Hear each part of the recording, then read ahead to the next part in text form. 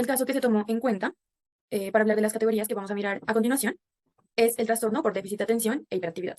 De ahora en adelante se va a llamar, o lo llamaremos TDAH. Este caso se identificó dentro de mi entorno familiar. Cabe resaltar que mi pariente tiene 10 años de edad. Bueno, lo primero que vamos a identificar son las principales dificultades que se evidencian en el aprendizaje. Bueno, como tal, no se evidencian muchas dificultades en el aprendizaje. ¿Por qué? Porque el chico que se tomó para el caso tiene un coeficiente intelectual alto. Sin embargo, sí hay algunas dificultades que hay que tener en cuenta. El chico tiene dificultades principalmente para entender y adaptarse al estilo de aprendizaje que manejan algunos de sus docentes, principalmente los docentes que tienen una clase magistral tradicional y monótona. ¿Por qué? Porque este estilo de clase hace que el niño no sea un participante activo de la clase. Entonces, de por sí, este trastorno viene acompañado de algunas actitudes, entre esas está que al chico le cuesta quedarse quieto. Entonces, al ser una clase monótona, el chico no participa, entonces le es más difícil focalizar su atención. ¿Por qué? Porque va a estar muchísimo tiempo mm, como focalizando su atención en la misma actividad. Entonces, al chico le va a costar y eso tiene como consecuencia que le va a ser difícil quedarse quieto, ¿listo? Por la poca participación que tiene dentro de la clase. En segunda instancia, tenemos que le es difícil obtener un aprendizaje significativo. Ahora bien, ¿por qué es difícil eso? Porque a menudo el chico se cuestiona temas impartidos en clase, ¿sí? Es decir, que se hace la pregunta de cómo me va a servir esto para enfrentarme ante la vida. Entonces, si el educador, cuando el chico hace esta pregunta, no le da una respuesta concisa al respecto, el estudiante va a perder el interés totalmente de la clase, lo cual lo va a conllevar a desviar su atención frente a cualquier fuente de distracción que tenga al alcance, ¿sí? Puede ser un lapicero, puede ser que pase un mosco, puede ser que el compañero esté haciendo algún ruidito, cualquier cosa. Esto le es muy fácil dejar de prestar atención. Entonces, por ejemplo, aquí en la imagen tenemos a un chico que se distrae con un aviajito de papel, que ustedes saben pues que es muy fácil hacerlo en clase porque pues todos los cuadernos tienen papelitos. Entonces, en cualquier momento él mira un papel, lo puede coger, puede hacer figuritas y se puede poner a jugar. En tercer lugar, tenemos que el chico es muy impulsivo y se frustra con facilidad. ¿Por qué hablo de eso? Porque cuando una actividad se le dificulta al niño, que de por sí va a existir en algún momento, tanto a una persona que tenga el trastorno como que no, que va a existir algún tema que de pronto se le dificulta. Entonces, ¿qué pasa? Si llega el tema que se le dificulta al chico o una actividad escolar que se le dificulta o no le sale a la primera oportunidad o al primer intento, el estudiante desiste de hacerla, ¿sí? Este chico generalmente reacciona de manera brusca y agresiva de inmediato, al parecer sin que piense con calma ante la situación. Por ejemplo, puede arrancar la hoja del cuaderno, la puede destruir, puede tirar los cuadernos, puede romper los lápices, ¿sí? Y se evidencia que pues, lo anterior va acompañado también de palabras groseras, de tonos groseros hacia de pronto las personas que lo acompañan mientras desarrolla sus tareas o pues a sus orientadores. Y en ocasiones también va acompañado con pataleta y con llanto. Sin embargo, pues así como se identifican dificultades en el aprendizaje, también se han identificado unas fortalezas personales que posee el chico. En primer lugar, tenemos que el chico tiene una conciencia educativa. ¿Qué quiere decir eso? Una fortaleza del chico es que es consciente de la importancia y el impacto que tiene la educación para la vida. Y sueña con ser profesional. ¿Por qué? Porque él considera que siendo profesional se va a dedicar a lo que le gusta en la vida, ¿sí? Entonces para él es muy importante la educación. La segunda, la segunda fortaleza es la participación. Esta es una de las fortalezas más importantes. ¿Por qué? Porque cuando el docente logra impactar en el estudiante inmediatamente comienza a participar en la clase. Entonces, en el momento en el que empieza a participar en la clase, toma un rol activo dentro de esta. Más que todo, se activa cuando es un tema que le guste también fuera del aula. Por ejemplo, en este caso en particular, al chico le gustan los dinosaurios y también le gusta mucho el tema del hundimiento del Titanic. Entonces, digamos que el hecho de que el chico participe es muy beneficioso para él mismo, porque cuando él se logra involucrar con el tema, lo interioriza fácilmente. Es decir, lo interioriza sin necesidad de volverlo a repasar. Se le queda grabado en su cabecita. La tercera es el interés hacia las ciencias exactas. Entonces, en esta parte se habla un poco de los intereses personales del niño. Este chico se interesa muchísimo por todos los temas relacionados con las ciencias. Y generalmente, mejor dicho, genera una actividad independiente a manera de hobby, en donde el chico investiga, se informa y consulta información con respecto a los temas que le interesen.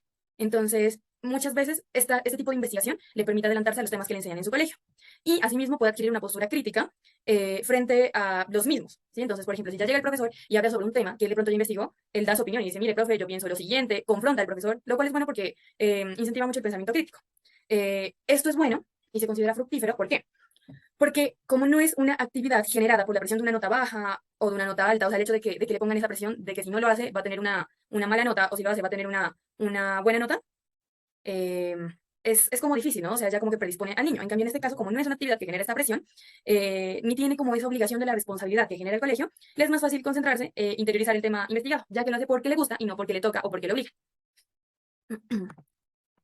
La otra fortaleza es que tiene una postura crítica frente a lo que le enseña. Entonces, en este sentido, como se mencionó anteriormente, el niño es un estudiante muy exigente frente a los conocimientos que imparten los docentes.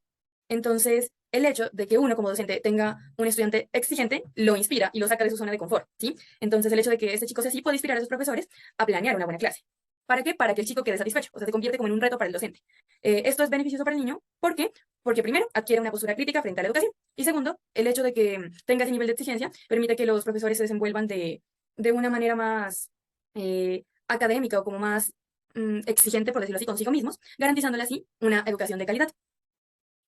Bueno, ahora continuamos con los factores de riesgo para el manejo y la superación de dichas dificultades. Y entonces, de pronto, aquí vamos a hablar de qué es lo que va a hacer o va a dificultar que el chico de pronto supere esas dificultades que miramos al principio. La primera es que no existe un buen seguimiento por parte del colegio en el que estudia, ¿sí?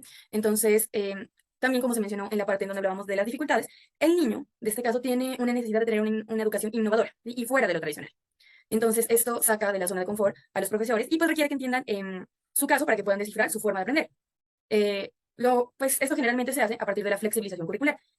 Sin embargo, al chico de este caso no se le hace ninguna flexibilización, a pesar de que el colegio sí está enterado de su diagnóstico.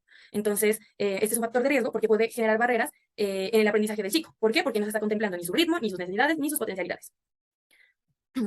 Em, También es un factor de riesgo que las pausas activas, en el caso del chico, no son funcionales. Si bien las pausas activas son una estrategia relativamente nueva en el sistema educativo e innovadora, en el caso de este chico en particular, no funciona. ¿Por qué? Porque si antes de la pausa activa el niño estaba concentrado, la pausa no sirve para que el chico descanse, sino que va a ser una fuente de distracción. Em, ¿Qué tiene como consecuencia esto? Que al chico le cueste mucho o le sea imposible volverse a concentrar cuando la actividad finalice. Entonces, pues, va a hacer que se le dificulte más como el aprendizaje en vez de ayudarle. El siguiente factor de riesgo que tenemos es el agotamiento, ¿sí? El agotamiento tanto físico como mental. Entonces, si el chico se encuentra agotado física o mentalmente, le es imposible concentrarse. Por ejemplo, al chico no le es posible realizar sus actividades académicas después de practicar un deporte físico muy fuerte o también estar mucho tiempo realizando trabajos académicos. Este es un factor de riesgo difícil de evitar en su colegio porque en el colegio en donde él estudia le dejan muchísimas tareas que debe llevar terminadas para el siguiente día. Entonces, si el chico, por ejemplo, logra poner su atención una hora en la actividad de naturales, va a tener que enfocar su atención nuevamente después en la actividad de matemáticas y cuando termine matemáticas va a tener que enfocar su atención en sociales y así sucesivamente. Es algo que el chico, por más de que lo intente, por su diagnóstico le va a ser imposible. Y pues de pronto se va a frustrar con ello, ¿no? Em, y pues bueno, puede que le traiga problemas con sus orientadoras o con las personas que le ayudan a hacer los trabajos. ¿Por qué? Porque estas personas necesitan que el chico se concentre, pero el chico no puede, por más de que lo intenta, no puede. El siguiente factor de riesgo que encontramos para este manejo y la superación de las dificultades es la educación tradicional. ¿Por qué es un factor de riesgo? Porque la educación impartida en el colegio en donde estudia el chico, y pues también la mayoría de colegios de la ciudad y del país, lo podría decir, tienen una educación que es tradicional, en donde la atención va enfocada únicamente al docente. Entonces el docente puede estar hablando por horas y horas y horas y horas solo, y el chico va a estar distraído, le va a costar muchísimo mantener su atención ante este tipo de clases. Y el último factor de riesgo que encontré es que tiene orientadores poco pacientes. ¿Por qué es un factor de riesgo, no? Porque las personas que apoyan al chico en sus tareas del colegio a veces son impacientes. Entonces, ¿qué pasa? O sea, el hecho de que sean impacientes hace que también entren en desesperación cuando el niño se frustra y actúa de manera impulsiva y grosera, ¿no? Entonces, muchas veces en vez de ayudarlo a calmarse, lo que va a pasar es que va a haber una discusión entre el orientador y el niño. Y pues se convierte en una pelea, ¿no? Entonces, va a agravar más la situación. Y bueno, por último, encontramos unos factores protectores para la superación de las dificultades. El primer factor que encontramos protector es la familia. La familia del niño es un factor protector porque sus parientes más cercanos tienen conocimiento frente a cómo es el TDAH, ¿sí? Cómo es su diagnóstico. ¿Por qué? Porque sus padres, o sea, porque su núcleo familiar, en su núcleo familiar hay psicólogos, sus dos padres son psicólogos, y su hermana, que es la otra persona con la que comparte el chico todos los días, también trabaja en el sector educativo enfocado en la educación inclusiva. ¿Sí? Entonces, eso es un factor protector porque su familia comprende sus comportamientos y lo incentivan a investigar frente a los temas que le gustan. ¿Sí? También es importante que su familia lo acepta como es y no pretenden que cambie, sino que más bien lo acompañan en su proceso y a su ritmo, lo cual pues es muy importante. Y el segundo factor protector que encontramos es el entorno escolar. ¿Por qué lo consideré un factor protector? Bueno, como se mencionó anteriormente, o sea, si bien en el colegio en el que estudia el niño no le hacen una flexibilización curricular, el hecho de que esté escolarizado sí es un factor protector. ¿Por qué? Porque le permite al niño socializar, ¿sí? Compartiendo tanto con pares, es decir, los niños de su misma edad, o con adultos. También le permite comprender y obedecer normas, seguir regularidades, por ejemplo, el uniforme o el horario. Y también le da la posibilidad de avanzar en conocimientos intelectuales. Entonces, por eso se lo consideró un factor de protección. Con respecto al entorno comunitario, no se lo considero un factor o como un entorno protector, porque el niño tiene pocas redes de socialización por fuera del ambiente familiar. Entonces, por fuera del ambiente familiar y por fuera también del ambiente escolar. Él no está haciendo más actividades aparte de los relacionados con los ambientes pues, de colegio o de su casa. Y tampoco tiene muchos amigos por fuera del colegio, por lo que de pronto es un factor como a mejorar. Y bueno, teniendo en cuenta todas las categorías de las que hablamos anteriormente, diseñé 3 estrategias pedagógicas para apoyar al niño del caso presentado. La primera es que los profesores, bueno, cabe resaltar que estas estrategias se pueden aplicar en cualquiera de las materias del colegio, sí, puede ser en sociales, en educación física, en matemáticas, ya cada docente la va a adaptar a su área. Entonces, la primera son los datos curiosos. En esta estrategia se propone que las temáticas que se trabajen con el niño, en las temáticas o dentro de las temáticas, se busque incluir datos curiosos que inciten al chico a la investigación. ¿Por qué? Porque cuando hay este tipo de datos, al estudiante le llama la atención y entonces va a hacer que se interese en el tema. Si se interesa en el tema, se va a conectar con él, va a poder concentrarse, va a poder aprender y va a poder focalizar su atención y que lo interiorice más rápido, ¿sí? Entonces también le puede dejar como esa curiosidad de que llega a su casa y se pone a consultar y de pronto a partir de ese datico puede empezar a interiorizar más cosas que tengan que ver con el tema. Entonces es una muy buena estrategia. Dentro de este caso en particular puede ser algún dato curioso que incluya a los dinosaurios o algún tema relacionado con el Titanic, porque son temas que le gustan mucho al chico. La segunda estrategia pedagógica para apoyar pues, al caso del niño presentado es la información puntual y concisa. Eh, ¿Por qué? Pese a que el estudiante tiene un pensamiento crítico para su edad, se debe procurar que las actividades no sean tan largas y que la información que se brinde sea puntual y concisa. O sea, si bien se debe explicar bien y dar ejemplos de las cosas, la idea es que el docente busque dar o explicar el tema a partir de una idea concreta. ¿Sí? Y se la finaliza también pues, de una forma concreta. ¿Por qué? Porque el estudiante interioriza la información corta. ¿Sí? La idea es que sea significativa, pero que no sea muy larga. Porque si la información es demasiado larga, pasa al contrario. Es decir, que al estudiante se le disuelve la atención, que pues es lo que no queremos.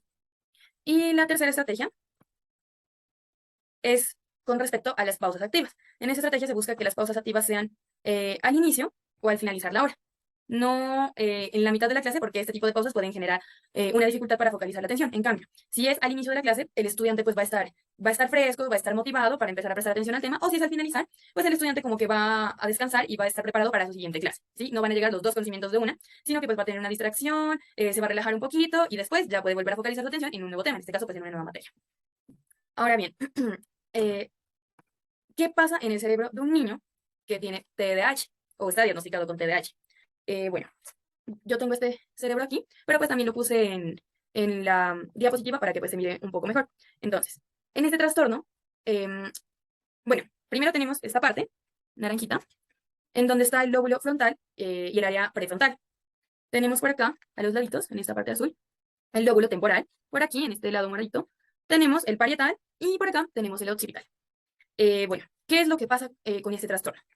En este trastorno hay un compromiso neurofuncional, ¿sí? En este caso, la zona prefrontal, que es esta de aquí, y pues bueno, que también está en la diapositiva, la zona prefrontal se encuentra inactiva o está muy bajita en actividad. Y pues recordemos que esta zona es la encargada de las funciones cognitivas superiores, por ejemplo, la toma de decisiones, el razonamiento, el pensamiento estratégico, la capacidad de filtrar y de organizar la información. Y bueno, esta también pues está la parte de la atención, de la memoria, etcétera. Y por otro lado, al chico no le funciona la red de función ejecutiva. Entonces, es necesario hablar, para que se pueda entender un poco mejor, de que existe un modelo, se llama modelo de las 3 redes atencionales. ¿Sí? En primer lugar, encontramos la red de orientación, en segundo lugar tenemos la red de vigilancia y en tercer lugar tenemos la red ejecutiva. Entonces, en la red de orientación, orientamos nuestra atención ante la aparición de cualquier estímulo y siempre va a ser nuestra reacción orientarnos a buscar el inicio de ese estímulo o de dónde viene ese. Por ejemplo, cuando nosotros vamos por la calle y de pronto alguien grita, ¡ah! Entonces nosotros inmediatamente buscamos saber quién está gritando, por qué está gritando, si es algo que no lo teníamos planeado, es inconsciente. Este tipo de red, pues es la red de orientación. En segundo lugar, tenemos la red de vigilancia. Entonces, en esta red ya hay un mayor esfuerzo. ¿Por qué? Porque hace que estemos más enfocados en el estímulo. O sea, ya es una actividad que realizamos a propósito y que implica que estemos alerta. Por ejemplo, imaginemos que estamos en un aeropuerto con toda nuestra familia y de repente toda nuestra familia se va al baño y nos dice, por favor, cuide nuestra maleta. Entonces ahí nosotros ya hacemos el esfuerzo y estamos en todo momento vigilando, vigilando, vigilando, alerta a que no nos roben las maletas o a que no les pase algo a las maletas. Y por último está la red de atención ejecutiva, que es la red que tiene afectado este chico y pues los chicos que tienen en sí este trastorno. Esta red es la red donde la persona logra regular la atención controlando o evitando los estímulos. Por ejemplo, si va a estudiar y sabe que le distrae el televisor, lo apaga, ¿sí? O si va a repasar y sabe que estar en el celular lo distrae, lo hace a un lado. O por otro lado, pues ya hay una función más avanzada en donde el chico ignora los estímulos, ¿sí? Por ejemplo, puede estar estudiando mientras afuera hay una serenata y él ignora esa serenata y está concentrado en el tema de estudio. Entonces logra ignorar este tipo de estímulos y concentrarse en la actividad pues, que está desempeñando. Sin embargo, al chico le es imposible tener esta red, le cuesta muchísimo. Y bueno, ese es todo el tema. Muchas gracias por escucharme.